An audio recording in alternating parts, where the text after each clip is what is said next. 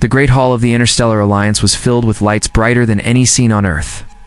Vessels from many worlds were docked outside, silver and sharp, built with huge towers of glass and steel that seemed to glow from within. The people of Earth had come far to stand in that hall among distant nations. They had crossed broken space lanes and survived storms of fire in order to arrive. Yet instead of welcome, they found themselves greeted with smirks and mocking voices. Sam Carter, a tall man with square shoulders and steady arms, stood at the long table reserved for Earth. His uniform was plain compared to the shining robes and flashing jewels worn by others. On one side of him sat Lena Brooks, a young scientist with dark hair tied back in a braid. Her hands rested on a small pad where she kept her notes and calculations. Both had worked for years to make Earth's journey possible. They had believed in this meeting. They had hoped to show the Alliance that Earth, though scarred and weary, was worthy of respect. But as the speeches began, that belief was struck with laughter, like a hammer against glass. Across the hall, voices rose, describing Earth as little more than a ruined rock in a quiet corner of space. They sneered at the desperate machines its people flew, machines stitched together from rusted parts. Some laughed openly and asked why dirty worlds should even be given a chair in the council. One delegate raised his arms high and shouted that perhaps the people of Earth should use horse carts instead of starships. The crowd roared with pleasure at the joke. Sam felt the blood rise in his chest. His jaw clenched so tight it felt like groundstone. He wanted to shout out in return to tell them what Earth had survived, to remind them of storms of ash. Endless wars, floods that drowned whole cities, droughts that baked entire fields into dust, and yet always the people had endured. But he stayed silent because Queen Helena had told them to carry themselves with calm discipline. Still, the silence burned like fire inside him. Lena kept her eyes down on her notes, though her knuckles were white from pressure against the table. Her dream had been simple: to share her ideas about engines built from broken parts. Engines that could run in harsh places that no shining vessel could. Yet around her the voices drowned her quiet ambition. She saw the gleam of rich clothes, the pride of leaders who had never known hunger or cold nights in the dark. She pursed her lips but said nothing, though small tears she refused to show prickled the corners of her eyes. When the meeting finally ended, Earth's delegation found themselves nearly forgotten in the rush of laughter and endless boasting. The doors closed behind them, and the sound of ridicule still echoed in their minds. The corridors were long, lined with banners of victory from every nation but theirs. To the others, Earth was a child stumbling into a hall of giants. To Sam and Lena, that thought was poison. Inside their quarters, the group sat together. Soldiers, engineers, and dreamers who had joined the mission all stared at one another. Not one spoke for several minutes.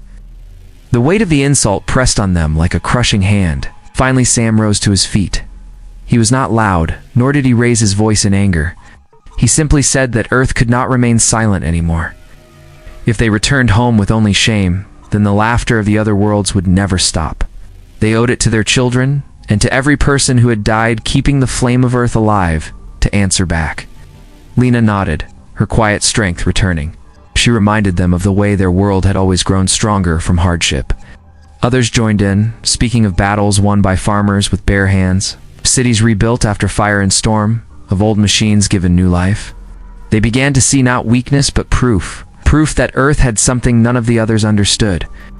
They had spirit and determination, and the will never to give in even when mocked.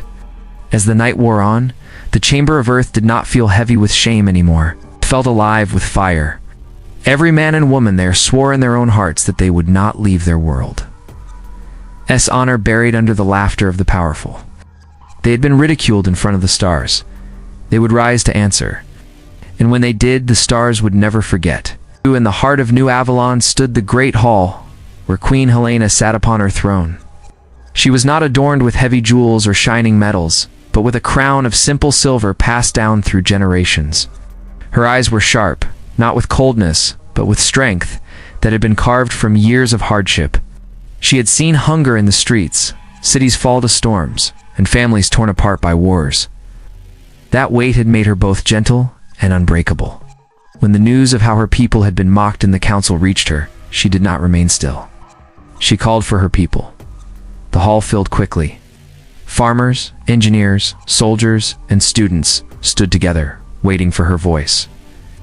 Some came in heavy boots covered with soil, some with hands stained from tools, and some with the marks of battles won and lost.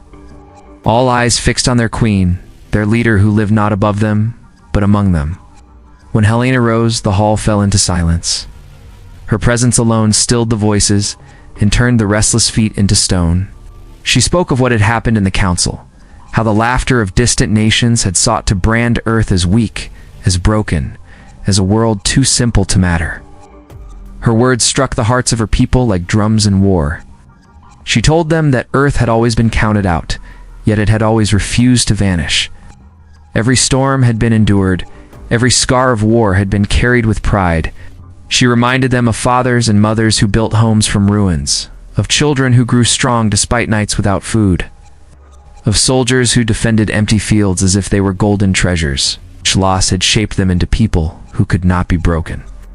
Sam stood among the crowd that day, his head high. He felt the same fire that had burned inside him in the council chamber now blaze even brighter. Beside him, Lena listened closely, writing nothing, only letting the words fill her heart. For her, Queen Helena's speech was not only a call, but a command that no one would mistake the value of their world again. The queen raised her hand and gave a decree. They would no longer walk quietly while others mocked them. Earth would not remain a subject of laughter. From every corner of the world, people would rise. Their fleets may be few, and their weapons worn, but their strength lay not in numbers, nor in polished banners. It lay in their will. Earth's fight would prove that a people born of hardship could stand higher than kingdoms gilded in riches. Her words became fire in the hall. Voices shouted in approval, fists lifted into the air, and the hall shook with the sound of people ready to act. No longer would they look downward in shame. From that moment, every person in the hall felt the shift in their hearts. In the weeks that followed, volunteers poured across New Avalon and beyond. Old soldiers carried their swords once again. Young men and women, many who had never held weapons, signed their names with steady purpose. Farmers gave up their plows, students left their books for training grounds, and workers from factories lined up to offer their skills. Ships that had long been buried in dust were lifted and repaired. Engines coughed back to life under the hands of Lena and others like her. Scrap was turned into armor, and broken hulls were patched into strong vessels of war. Sam took charge of pilots, teaching them the way to tame machines that were older than himself. He pushed them beyond fear, teaching not only flight but courage. Lena gave her life to the furnaces and workshops, building machines the world had never seen, machines made from what others would have called junk. Both of them worked not for glory, but because they believed in the Queen's vow. And through all of this, Queen Helena did not sit idle in her hall. She walked among her people. She joined the soldiers in training, spoke with the healers in their tents, and placed her hands upon the shoulders of young recruits. Each person saw her not as a distant figure, but as a leader standing beside them. And what had begun as shame became unity. Men and women of Earth no longer whispered of how they had been mocked. Instead, they whispered of the vow they shared. They whispered of the battles they would win, of the council they would face again, and of the silence they would force upon their mockers. By the time the fleets were ready to rise from the soil of Earth, the people did not carry despair or doubt. They carried conviction. Sam looked at the skies and knew those stars would remember their names. Lena watched the engines roar and felt the truth in her chest. And Queen Helena, standing at the front of her gathering, smiled, with the calm knowledge that nothing could stop them now. Their world would never again be silent. Their world would answer, and the answer would echo across the stars. The first battles came sooner than anyone had expected. Word spread that fleets from powerful nations were moving near the borders of Earth's space, expected Earth to retreat, to bow, to cry out for mercy. Instead, Earth sent its first ships to meet them. Though the ships were patched together from scraps and old engines, they carried men and women whose hearts were stronger than steel.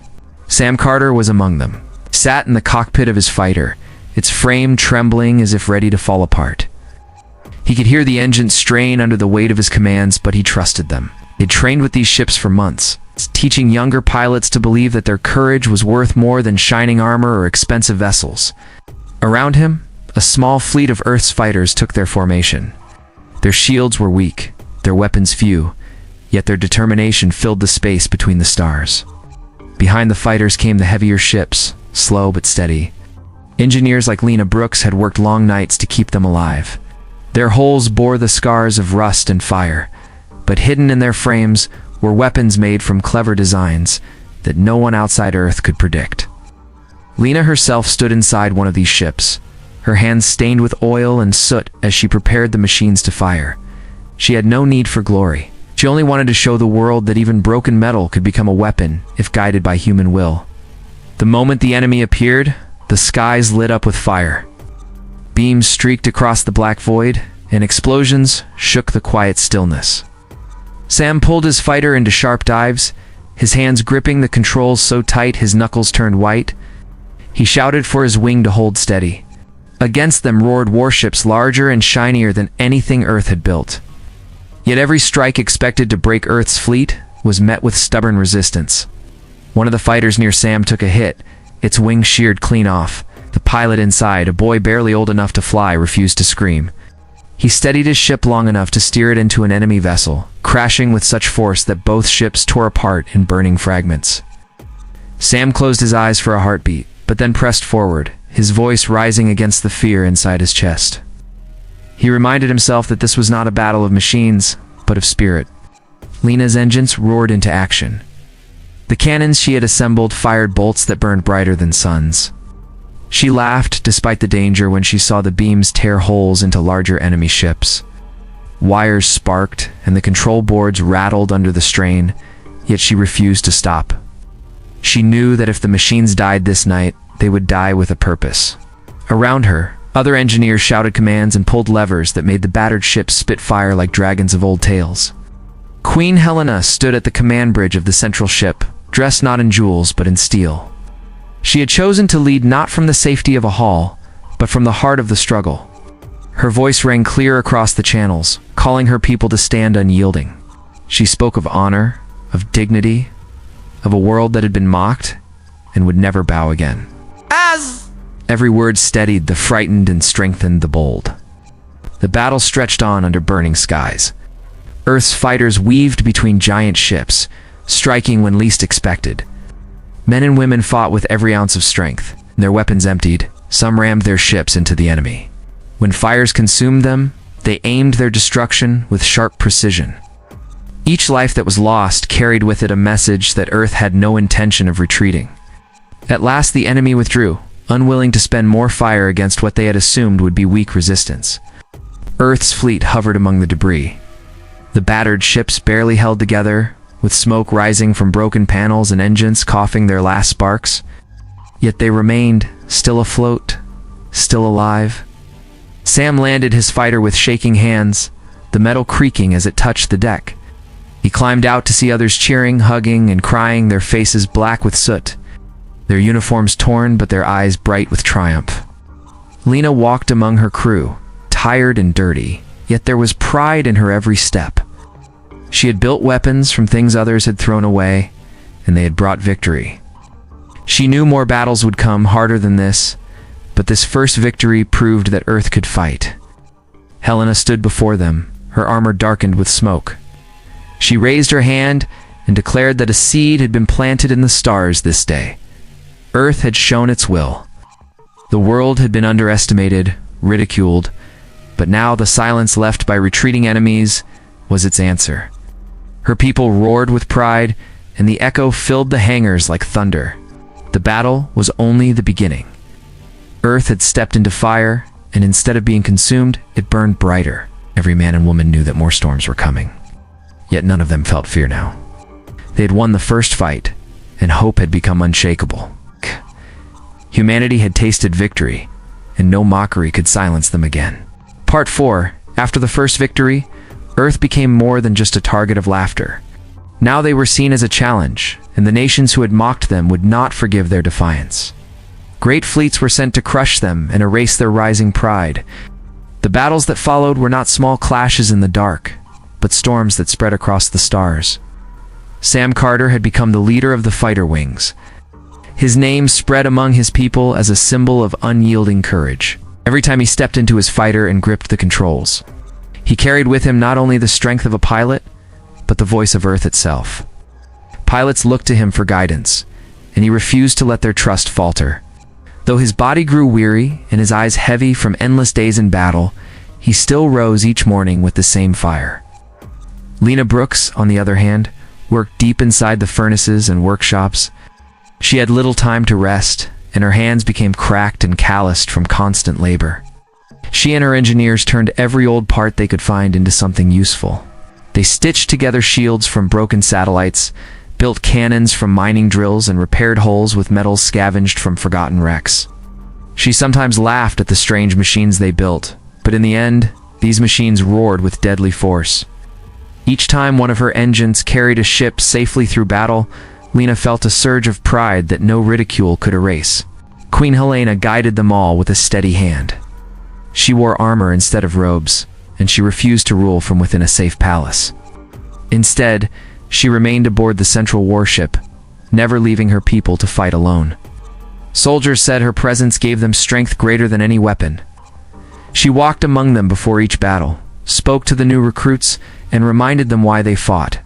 She often told them that Earth was not only a place, but a promise that no voice would be silenced again.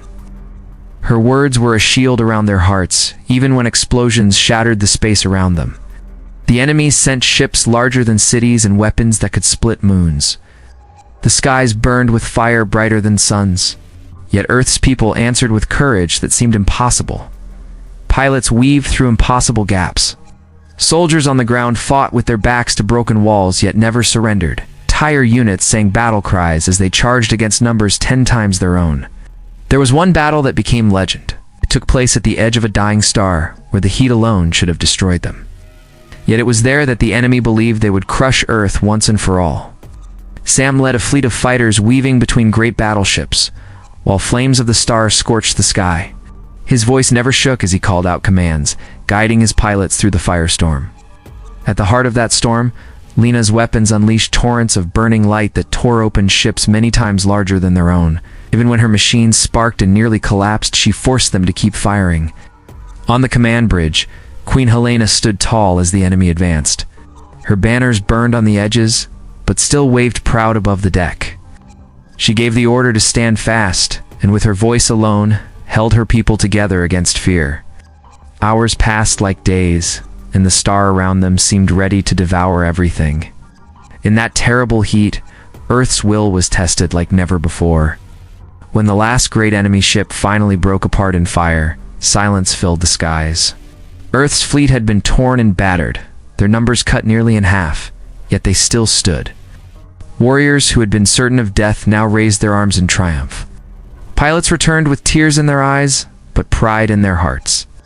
Lena staggered from her workshop, her clothes blackened with soot. She could barely stand, yet she smiled when she saw their fleet still alive.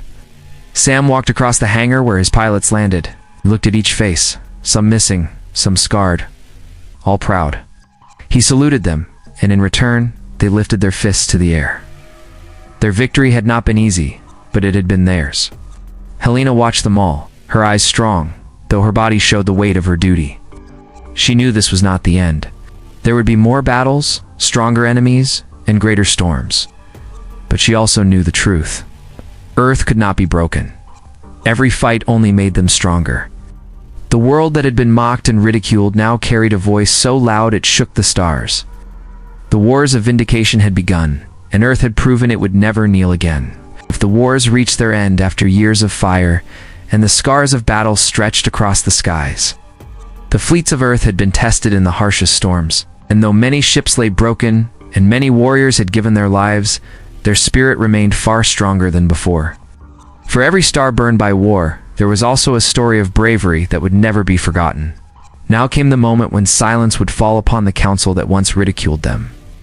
Sam Carter walked across the polished floor of the great chamber. His boots echoed in the vast hall that had once been filled with laughter at his people's expense. He moved with steady steps, his shoulders scarred from battle, his uniform torn in several places yet worn with pride. He carried the memory of fallen pilots with each step, and in his heart burned the same fire that had led him into every fight. Beside him was Lena Brooks. Her hands were rough and burned from endless nights of work, but her spirit was unbroken. When the bright lights of the hall shone on her face, she did not look down. She held her head high because she knew she had turned scraps and broken parts into weapons that carried their people to victory. She thought of each machine that had saved lives and each engine that had risen from dust, and she smiled with quiet pride. The chamber grew quiet as Queen Helena entered. She wore armor scarred by battle, but still shining enough to reflect her strength. Her crown sat firmly on her brow, not as a symbol of riches, but as a symbol of unity. The hall that had once exploded with mockery now lay silent, the voices of the once proud leaders stilled by the weight of defeat and respect. Helena moved with calm grace to the center of the chamber. She did not bow to anyone, nor did she offer a smile meant to soothe. She stood tall and looked into the eyes of all gathered. Her voice was steady, carrying through the hall like a bell ringing in the night. She reminded them of the day when Earth had been laughed at, ridiculed as weak, and told to remain silent. She then spoke of the wars that followed, of the sacrifices her people had made, of the endless courage shown by men and women who refused to kneel. Every word poured into the hearts of her enemies and allies alike. The chamber that once rang with laughter now could not hold even a whisper. Faces that had once smirked were lowered in shame. Leaders who had once mocked now bowed their heads, and not one dared to interrupt. Sam watched with pride as his queen spoke, his memories flashing with the cries of battle and the laughter of his pilots as they celebrated victories against forces far greater than them. He thought of the boy who had crashed his damaged fighter so that others might escape. And he thought of the women who had turned abandoned machines into weapons of fire. He knew that their voices were present in this hall as much as his own. Lena stood steady, her eyes locked on the queen. She felt that every broken tool and every sleepless night in the workshop had been worth it for this moment. Finally, the world would hear their truth, loud enough to crush silence. When Helena finished, she lowered her hand and said nothing more. The silence stretched long and heavy, but it was no longer the silence of ridicule. It was the silence of respect and the silence of fear. No one laughed, for they all knew that the people of Earth had faced storms meant to destroy them, and yet had risen higher. At the end of the session, Earth's banner was lifted high above the chamber, not to be mocked, but to be honored. Soldiers, watching from the screens at home, cheered with pride. Families cried in joy, and the memory of those who had fallen was honored with dignity. That night, Sam walked outside the hall and looked at the stars. He no longer saw them as distant places that mocked his world. He saw them as paths that now knew the strength of his people. Lena stood beside him, greasy hands tucked into her coat, and laughed softly at the sight of Earth's flag glowing on the tower. Queen Helena later joined them, gazing out at the stars with eyes that had seen both ruin and glory. Earth had been ridiculed, but it had never stayed silent. Its people had written their answer in fire and sacrifice, and that answer now echoed across the stars. Never again would their world be dismissed as weak. Never again would laughter ring against their name. Instead, the galaxies would remember the courage of men and women who chose to rise, and their voices would thunder until the end of time.